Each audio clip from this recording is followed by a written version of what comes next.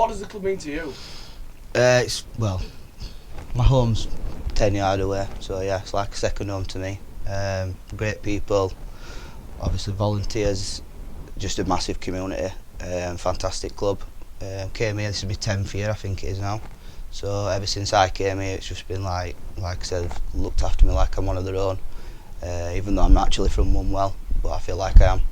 So yeah, it's a massive part of my life. But it was a bit strange how you actually came to be down here in the first place. It all came from Sunday team, to be fair. So I used to play for a few Sunday teams, to be fair, like Saturdays really.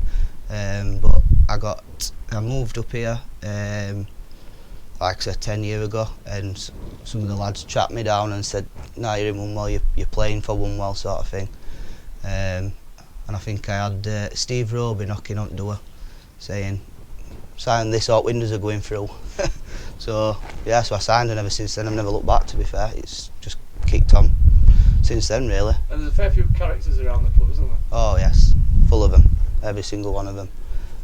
Obviously massive part of some of the characters aren't with us anymore, which is obviously a massive shame to the club, but obviously makes us stronger because we do it for them as well.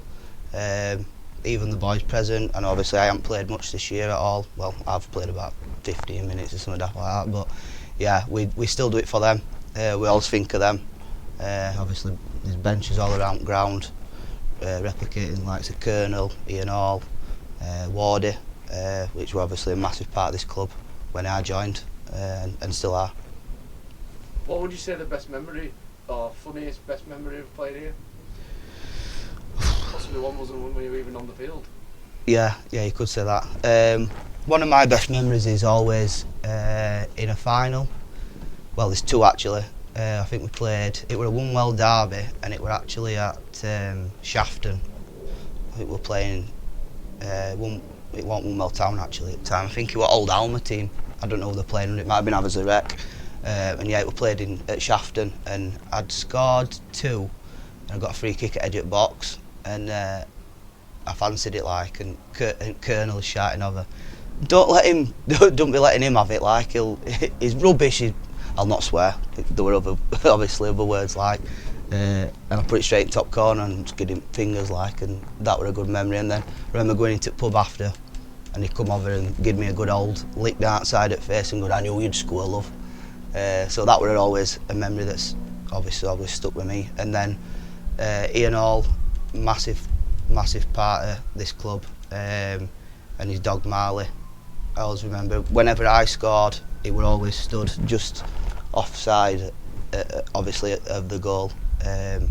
So he was always first person I ever saw whenever I scored a goal, and he'd get it a good old "come on," like, and yeah, we miss all that. That's what I do anyway. So what about a game when you were actually were you in COVID isolation at the time? What was that, sorry? When you were in COVID isolation. Yeah, what? Watching the game. Oh yeah. So it was Stocksbridge, I think it was. That was the Saturday team. Yeah, so I had COVID, so I couldn't play. So yeah, I was sat in the bedroom window with a few Stellas, watching the game. It was wet, horrible, cold. So I didn't miss, stood outside. I quite enjoyed it, but didn't get to see all the game because that tree's still there and it's in way like, so I don't get to see all the field. But yeah, Keggy scored a last minute winner, penalty. So yeah. And you filmed it from your bedroom? Filmed it from my bedroom, yeah. Quite a good memory. Yeah. But it only seems like 2 minutes ago, but it was about 3 years ago, I think it was that. So the first team's finished second in the County Senior League, which nobody would have picked at the start of the season. Only lost 3 games, which was lowest in the league. What kind of job has the players and Terry done and the management team? Absolutely class. I think start of the season, obviously I speak a lot with Terry and Paul, obviously every Saturday morning when we're doing his mini mainers and stuff like that, we have a chat, and it were a bit deflating, to be fair, start of the season, because we'd lost a lot of players, but Terry's a massive believer of the youth now coming through, which is why I don't play. But yeah, they've grown, as like, not as in obviously in age, just maturity. We're not making as many mistakes as what we used to. They look solid, they play some great football, they work hard, and they're all a good set of lads. They're so honest, and they're a joy to not just watch but be around. I mean, don't get me wrong, they're at this level at the minute, but I think a lot of them could push on. Obviously we want to keep them here at this club, but yeah, there's a lot of talent that could 100% go and do something at a higher level. It's just a shame that we haven't quite got the facilities to take them with us.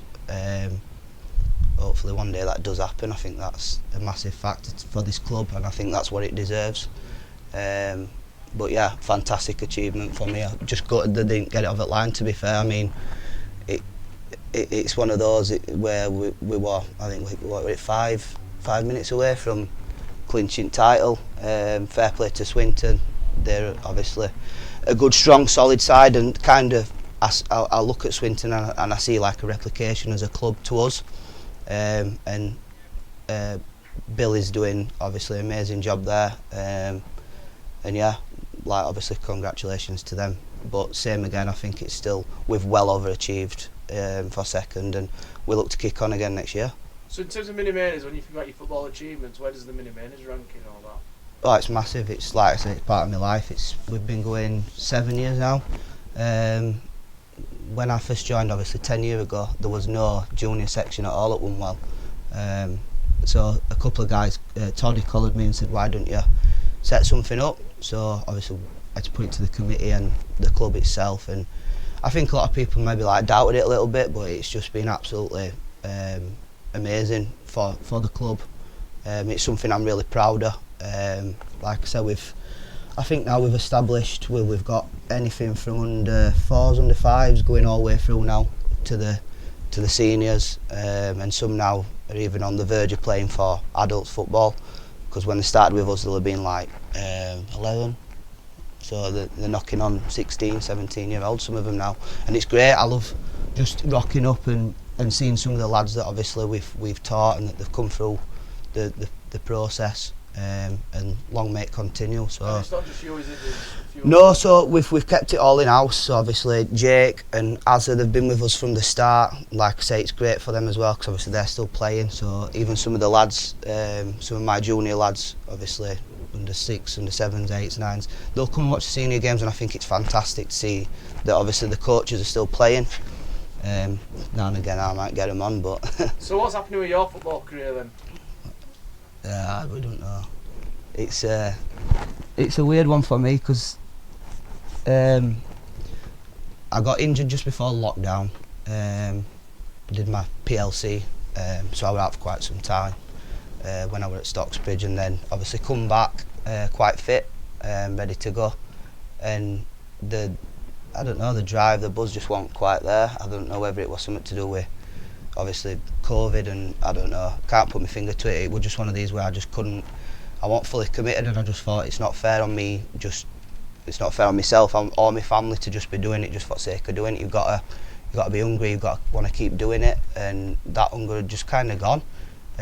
Obviously got 2 sons now, so like the focus were on Jude, who's he's 10 next week, like, but yeah, it's for me it's a weird one. I've got like mixed emotions, because I come and watch a game, and then one minute I want to get my boots on, and then the next minute I'm just like, yeah, not quite. So it's one of those where I can't fully commit.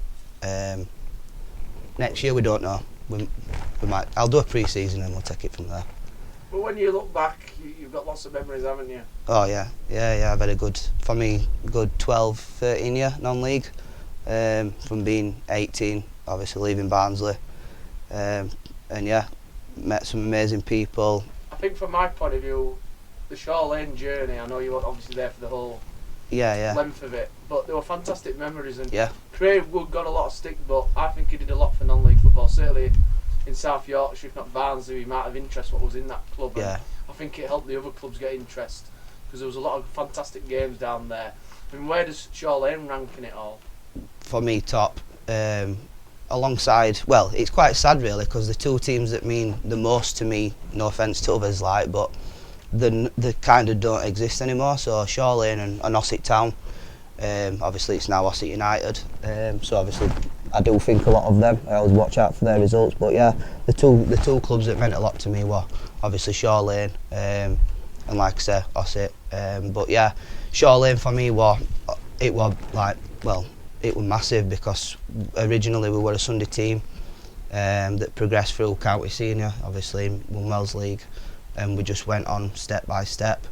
And yeah, Craig was fantastic. He did get a lot of stick, and a lot of the rumours around Barnsley were obviously not true. So obviously when I'm in and around Barnsley, I do get asked certain things. So I am open and honest and just say, look, that was just like not true at all, or yeah, it was true. Do you know what I mean? And for me, like, it was massive, and it's just such a shame that club doesn't exist anymore. Like you say, it was a starting block for me. I know obviously, like say, Worsborough Bridge and Aversley and what have you, but it kind of got Barnsley on the map as a non-league area for me. And there's a lot of other clubs like Wombwell that obviously trying to follow suit. Swinton, obviously Wombwell Town down the road now, they're in the northern counties, so they're going to try and probably replicate something that Shaw Lane did, which is great. I think it's, at the end of the day, you need non-league, because if you don't have non-league, there's no place to progress through football league. It's been a poorer place with non-league's been certainly in Yorkshire, it's been a poorer place without Shaw Lane, hasn't it, really? Yeah, definitely. The excitement. You look in the Chronicle, and I mean, obviously, same again, no offence to any of the clubs or anything, but we've not had much success. For me personally, in the northern counties, Evo Stick, there's nothing there at the minute. I know obviously Aversley have stayed in northern counties, and good friends of mine, Jimmy and Shirty, I hope they have some success this year and look to kick on. And obviously Porky, he's obviously a really good ambassador for non-league football in Barnsley. And like I said, we ground shared at one bit, and it were great. And like I said, I hope they kick on. Same with my mate Fudge, obviously at Worsborough. Actually, I signed for them this year. Yeah. In terms of the Shaw Lane, though, I think the Nesbitt game will rank as the top one. Yeah, definitely. Yeah, it was quite intense, as in before the game. Obviously, Craig was diagnosed with cancer, and at the time I worked for him, and I'd not seen him for quite some time, couple of weeks, and he showed up, and yeah, I'll be up and honest. I actually was tearing in his in the team talk before the game. I was fired up. I was so hungry for it, and just kind of wanted to do it for him. Obviously, he'd put a lot of trust in the lads, as in not just finances. Like I said, everyone thinks we were on $1 million. We wasn't. We were on obviously everyone were on different. It's not about the money, but at the time it was, for me, just a case of get it over the line for him.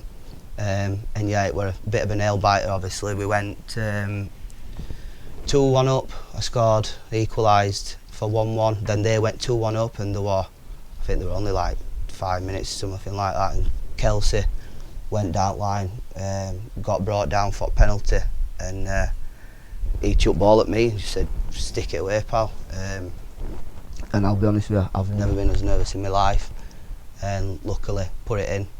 We got the point and got promoted. So just to sum it up, similar to what I said to Terry last week, I think when you look at this place, community is a massive word, loyalty is a big word as well for here. What would you say makes Wombwell Main special? The people around it, everyone's in it together, sort of thing. It's not just about football; it's a family at the end of the day. Like I said, oppositions, they know every time that we go to a game, whether it's away or home, we always show respect to the oppositions, as in you've got to put money into the clubs, so we always stay, we always have a drink, we always have a laugh, and we're always remembered for good set of characters, and yeah, it's a lovely place to be around. Some people might call it cliquey, I don't. I just think it's a close-knit family, but will open their arms out to anybody, and yeah, this club's massive, like for me personally, and for the town.